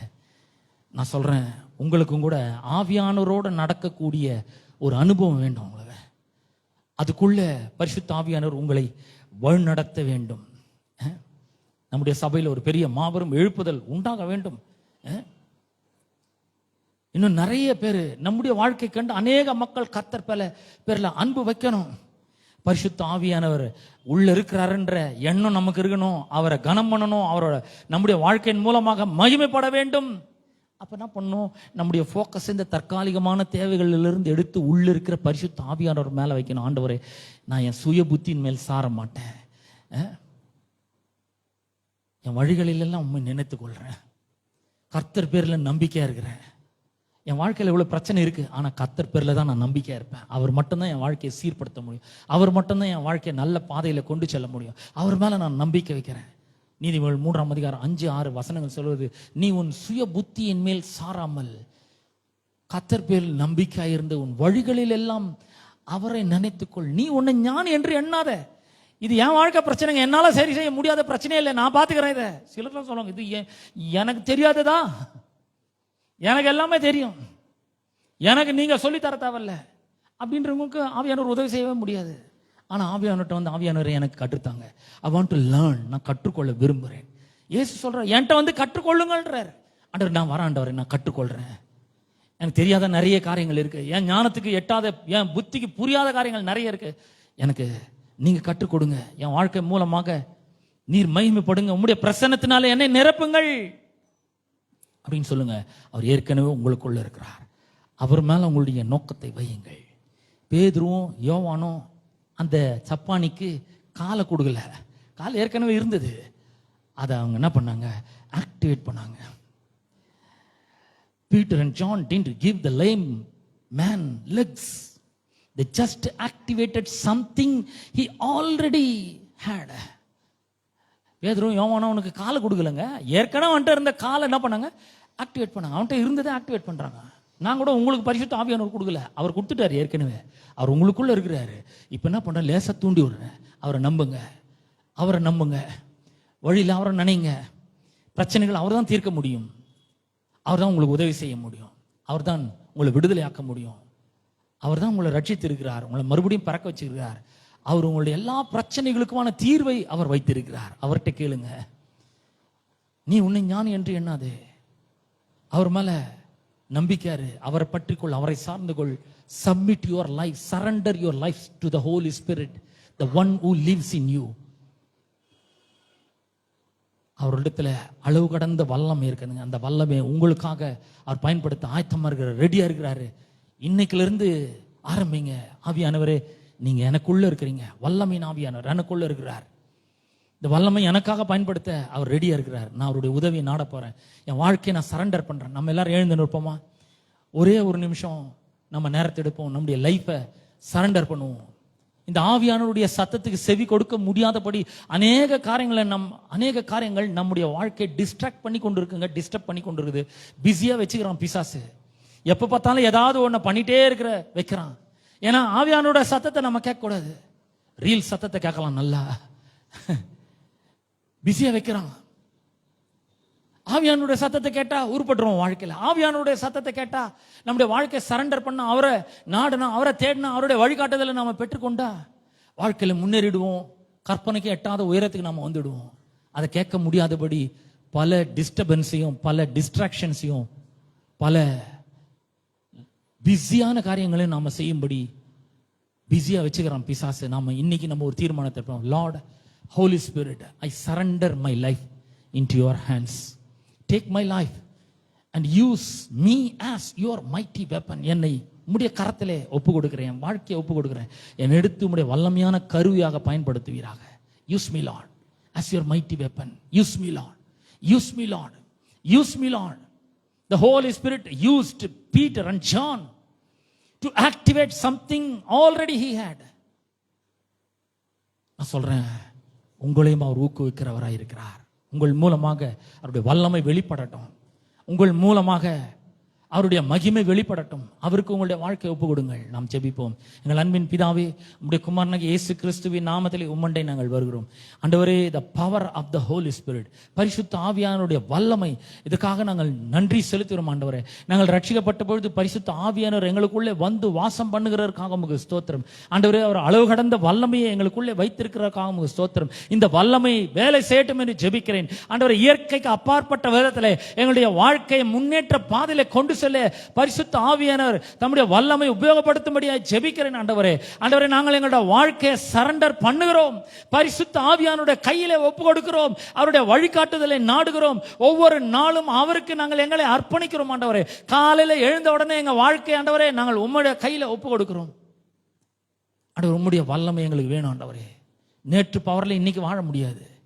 இன்னைக்கு வாழணும்னா, இன்னைக்கு வேலையை செய்யணும்னா, இன்னைக்கு நான் சாப்பிடணும். ஆண்டவரே, ஆண்டவரே, உம்முடைய வார்த்தையை ஒவ்வொரு நாளும் உட்கொள்ள எங்களுக்கு உதவி செய்வீராக. பரிசுத்த ஆவியானவருடைய வல்லமையை ஒவ்வொரு நாளும் பெற்றுக்கொண்டு ஆண்டவரே எங்களுடைய வாழ்க்கையிலே நாங்கள் முன்னேறி செல்ல எங்களுக்கு உதவி செய்வீராக. ஆண்டவரே, அப்பா, உமக்கு ஸ்தோத்திரம், நன்றி செலுத்துகிறோம், நன்றி செலுத்துகிறோம். ஆண்டவரே, ஆண்டவரே, எங்களுடைய வாழ்க்கை உம்முடைய கரத்திலே ஒப்பு கொடுக்கிறோம். கர்த்தர் பெரிய காரியங்களை செய்வீராக, பெரிய காரியங்களை செய்வீராக. ஆண்டவரே, பெரிய காரியங்களை செய்வீராக. யாரெல்லாம் தங்களுடைய வாழ்க்கையை உம்முடைய கரத்தில் அர்ப்பணித்திருக்கிறார்கள் அவர்களை நீர் வழிநடத்தும்படியாய் ஜெபிக்கிறேன் ஆண்டவரே. தகப்பனே, உமக்கு ஸ்தோத்திரம் ஆண்டவரே. மக்களை வழிநடத்தும். அவருடைய வாழ்க்கையிலே மக்கள் காணும்படியாக, இந்த உலக மக்கள் காணும்படியாக மாபெரும் அற்புதங்கள் சம்பவங்கள் நடைபெறட்டும் என்று ஜெபிக்கிறேன். ஜனங்கள் கண்டு பிரமிக்கட்டும், ஆச்சரியப்படட்டும் என்று ஜெபிக்கிறேன் ஆண்டவரே. தேவாலயத்தை நோக்கி ஓடி வரட்டும் என்று ஜெபிக்கிறேன் ஆண்டவரே. அவர்களுடைய வாழ்க்கை அற்புதமாக மாறுகிறதற்காக ஸ்தோத்திரம். பொருளாதார விடுதலை உண்டாகட்டும், சுகம் உண்டாகட்டும் ஆண்டவரே, வெற்றி உண்டாகட்டும், வாழ்க்கையில ஒரு முன்னேற்றம் உண்டாகட்டும் ஆண்டவரே.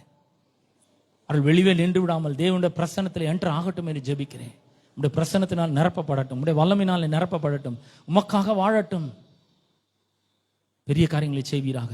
ஜனங்களை ஆசீர்வதியும். துதி கனம் மகிமை எல்லாவற்றும் ஒருவருக்கே நாங்கள் செலுத்துகிறோம். இயேசுவின் நாமத்தில் ஜெபிக்கிறோம் பிதாவே, ஆமேன் ஆமேன். நம்முடைய கர்த்தராகிய இயேசு கிறிஸ்துவின் கிருபையும் பிதாவாகிய தேவனுடைய அன்பும் பரிசுத்த ஆவியானவருடைய அந்யோன்ய ஐக்கியமும் பாதுகாவலும் வழிநடத்தலும் இன்றும் என்றும் சதா காலங்களிலும் நம் அனைவரோடும் என்றும் இருப்பதாக. ஆமேன்.